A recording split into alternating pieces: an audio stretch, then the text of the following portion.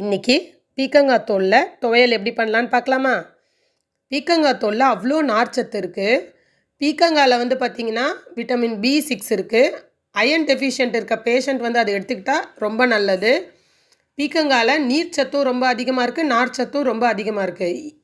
இந்த பீக்கங்காயோட தோலை நம்ம வேஸ்ட் பண்ணாமல் இனிமேட்டு அதை வாஷ் பண்ணி துவையலாக்கி சாப்பிட்டிங்கன்னா ரொம்ப உடம்புக்கு நல்லது.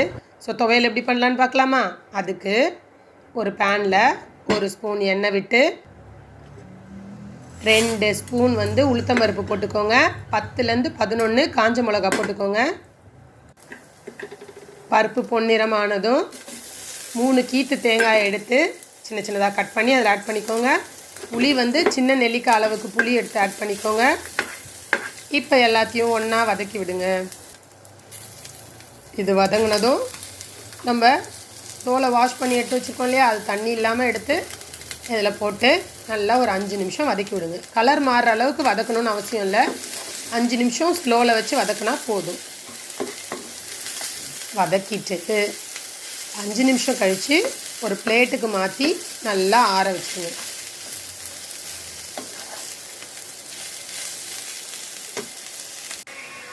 ஆற வச்சுட்டு ஆறினதும் ஒரு மிக்ஸி ஜாரில் போட்டு தேவையான அளவு உப்பு ஆட் பண்ணிக்கோங்க.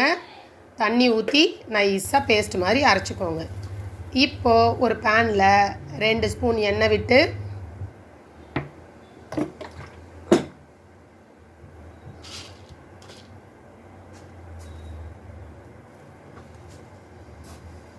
எண்ணெய் காஞ்சதும் கடுகு 1/2 டீஸ்பூன், உளுத்தம்பருப்பு 1/2 டீஸ்பூன் போட்டு கடுகு பொரிஞ்சதும் கருவேப்பிலை ஆட் பண்ணிக்கோங்க.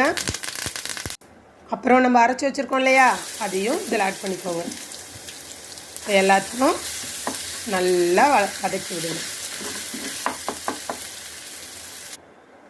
இது டயட் இருக்கவங்களுக்கு கூட இது ரொம்ப நல்லது. நார்ச்சத்து அதிகம் இருக்குது இல்லையா, வெயிட் லாஸ்க்கு பீக்கங்காயும் பீக்கங்காயோட தோலும் ரொம்பவே நல்லது.